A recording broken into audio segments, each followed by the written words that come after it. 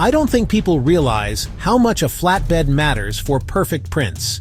If you're frustrated with first layers, this is for you. Let's fix it fast. First, make sure your printer's off or cooled down. Remove any leftover filament or debris from the bed. Now power on your Bamboo Labs printer. Tap the touchscreen. Find Tools. Select Leveling. Choose Auto Level. Let the printer do its thing. It'll measure the bed at multiple points. Don't touch anything during this process. Once it's done, check the report. If you see any wild numbers, make sure your bed's clean and try again. Want to fine-tune manually? Go to Move. Select Z-axis. Adjust the nozzle close but not touching the bed. Use a piece of paper. You should feel slight resistance as you slide it under the nozzle. Too tight or too loose. Adjust the screws until it's just right. That's it. Consistent first layers, smoother prints, way less frustration.